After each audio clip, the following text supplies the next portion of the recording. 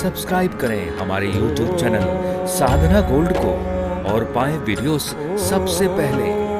Bell icon दबाना ना भूलें। आत्मदेव रो रहे थे और संत का आगमन हुआ। दूर से जैसे देखे उनने सोचा कि ये व्यक्ति बैठ कर के रो रहा है, निश्चित रूप से भगवान का तप किया होगा और भगवान नहीं मिले तो रोने लग गए। संत ने यही सोचा, जैसे पास में आए पूछे, बेटा क्यों रो रहे हो, इतना दुखी मत हो, क्योंकि भगवान जरूर मिलेंगे। वो इतने निष्ठुर नहीं है, जो भक्त उनके लिए समर्पित हो जाता है एक दिन जरूर आएंगे और दर्शन दे देंगे। संत ने समझाया, लेकिन आत्मदेव ने कहा, महाराज आप तो ये कैसा बात कर रहे हैं, मैं भगवान के लिए नहीं रो रहा। बोले क्यों? मुझे लग रहा था भगवान के लिए रो रहे हो। तब आत्मदेव ने कहा, मैं तो बेटा के लिए रो रहा था, भगवान के लिए नहीं रो रहा था।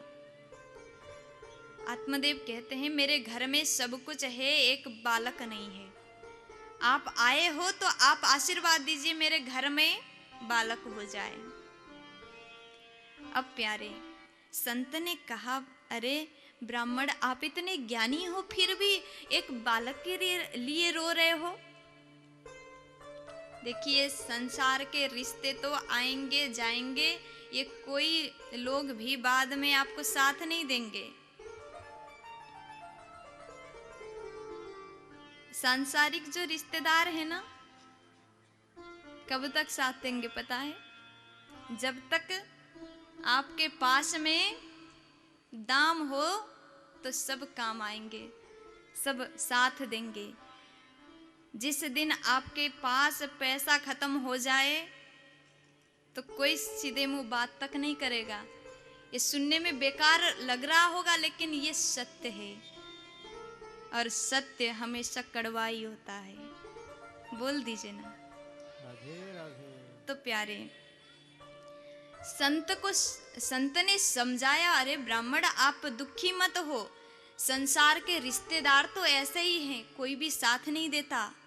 अगर कोई सच्चा मित्र है और हमेशा साथ देने वाले अगर कोई हैं तो वो केवल परमात्मा है। रोना है तो उनके लिए रोइए। और मैं आपसे भी निवेदन करूं, जीवन में कभी कुछ भी हो जाए, किसी के पास जाके रोना मत। सब लोग एक दिन उपहास करेंगे, सब लोग हंसी करेंगे। अगर माता पिता के भी सामने जाकर के रोगे तो एक दिन ताना मारेंगे। अगर रोना है तो ठाकुर जी के पास में जाकर के रोइए। भगवान के लिए एक बूंद अगर आंसू आपने गिरा दिया तो भगवान उसी में रीझ जाएंगे। उनको कुछ नहीं चाहिए, भक्त का सच्चा प्रेम चाहिए। बड़ा सुंदर उपदेश दिया। आत्मदेव ने कहा, जब उन्होंने समझाया, ब्राह्मण कहने लगे, प्रभु मुझे ये सब बातें नहीं सुनना, मुझे तो बेटा चाहिए। अब देखिए, किसी को बेटा चाहिए, कितना ही बड़ा बात बोल दे, समझ में नहीं आता। अब ब्राह्मण को समझ में नहीं आया, बेटा चाहिए था, जिद करने लगे, अगर देना हो तो अभी दो, नहीं देना हो तो मैं शरीर त्याग दूंगा और वो हत्या आपको लगेगा। अब ब्राह्मण ने जैसे बोला, संत ने एक फल निकाला, मंत्र पढ़ के अभिमंत्रित करके प्रदान कर दिया। बोले घर में जाकर के पत्नी को दे देना। अब ब्राह्मण देवता बड़े खुश हो गए, वाह महाराज जी आपने तो बहुत बड़ी कृपा कर दिया। बहुत खुश हो गए, दौड़ रहे हैं घर की ओर। गए और आवाज लगाया, देवी सुनती हो, जल्दी बाहर आ जाओ। धुंधली दौड़ करके बाहर गई। जैसे बाहर जाकर के दरवाजा खोला, पति ने कहा, ये लो। देवी ने देखा, ये क्या है? बोले फल है। इसका क्या करना? बोले इसको खा लेना, अगर खाओगी तो इसके बाद हमारे घर में बेटा हो जाएगा। धुंधुली ने जैसे सुना, पति से कहने लगी, आपने कहा है तो मैं खा लूंगी, लेकिन अभी नहीं, पहले स्नान करूंगी, पूजा पाठ करूंगी, उसके बाद इस फल को मैं ग्रहण कर लूंगी। अब धुंधुली ने जाकर के रख दिया अंदर। पतिदेव बड़े खुश हैं, सबको बताने लगे, आज मुझे एक संत मिले, उन्होंने फल दिया, अब मेरे घर में बेटा हो जाएगा। बेटा के लिए बड़े खुश हो रहे हैं।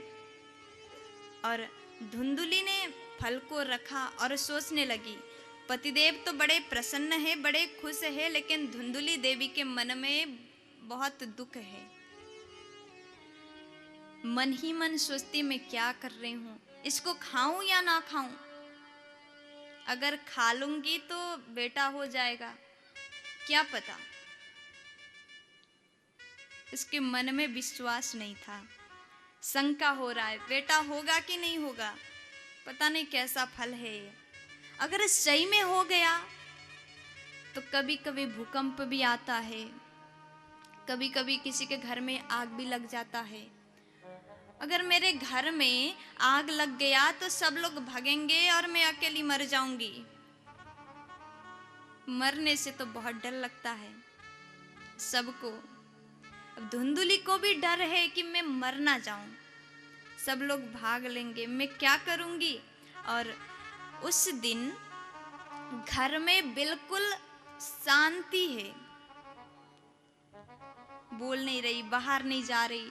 एक सखी आ जाती है, पूछा, अरे धुंधुली आज क्या हो गया, क्यों शांत हो? सब बात बताया और सहेली ने कहा, अगर ऐसा है तो फल को खाना चाहिए।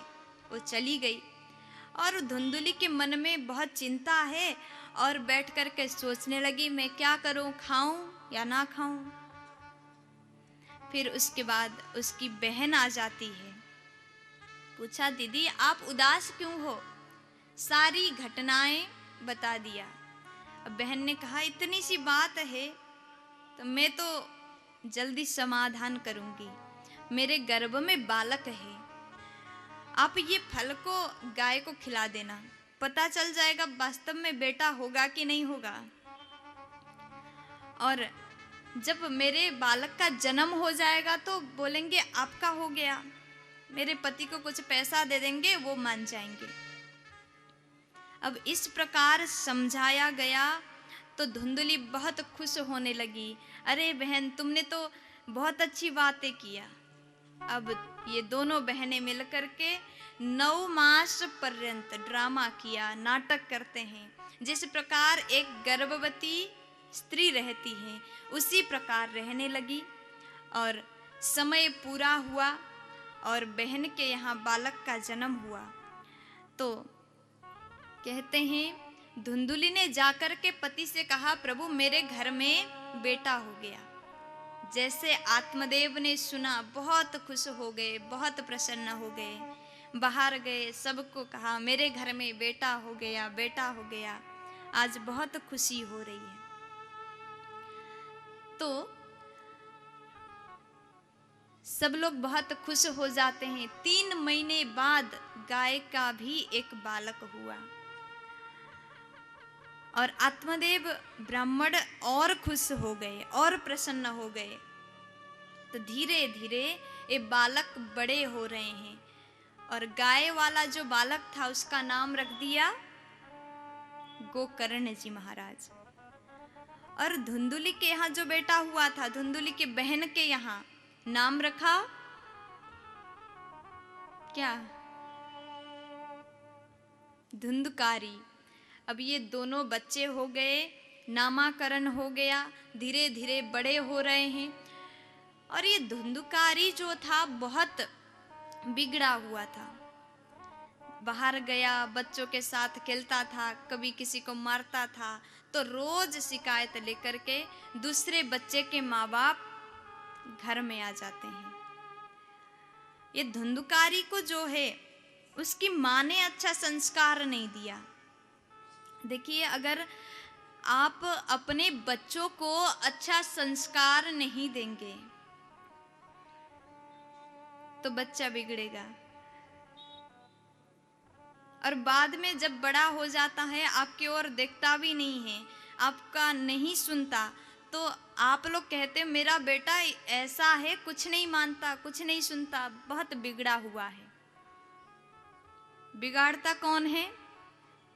कौन बिगाड़ता? अच्छा, आप बिगड़ते हो। कितनी अच्छी, देखो अपने खुद से स्वीकार कर लेती हैं कि हम बिगाड़ते हैं। सत्य बात है, अगर बच्चों को बचपन से ही सुंदर संस्कार ना दिया जाए तो बच्चे बिगड़ेंगे। इसलिए बचपन से ही आप उसको बताइए कि हमें पूजा करना है, पाठ करना है। अगर आप भक्ति के मार्ग में लेकर के चलते हो तो बुढ़ापे में भी आपका सहारा बनेगा। अगर आप सुंदर संस्कार देते हो तो आपके वृद्धावस्था में आपके साथ रहेगा। अगर बचपन से ही संस्कार नहीं मिला तो आप बूढ़े हो जाओगे, बच्चे जवान हो जाएंगे और घर से बाहर निकाल देंगे। ये भी सत्य बात है, ध्यान दीजिएगा। धुंधुकारी बहुत बिगड़ा हुआ था और धुंधुली देवी धुंधुकारी पर इतना ध्यान नहीं देती। रोज बाहर जाता, बच्चों के साथ में खेलता, सभी को मारता था, सभी को पीटता था। लेकिन गोकर्ण जी महाराज बहुत ज्ञानी, बहुत अच्छे थे, हमेशा तीर्थ यात्रा करते थे। और एक दिन आत्मदेव ने विचार किया, इस संसार में रह के मैं क्या करूंगा? बहुत रो रहे हैं, पहले भी रोए, मेरे घर में बेटा नहीं है, मेरे घर में बालक हो जाए। पहले भी रोए तो थे, लेकिन आज भी रो रहे हैं। क्यों? क्योंकि मेरे घर में बेटा क्यों है। देखिए, बेटा अगर नहीं भी हो तो भी रोते हैं, हो गया तो भी रोते हैं। क्यों? क्योंकि संसार के रिश्ते जो है, इन सब रिश्तों से शांति नहीं मिलता, आनंद नहीं है यहाँ पर।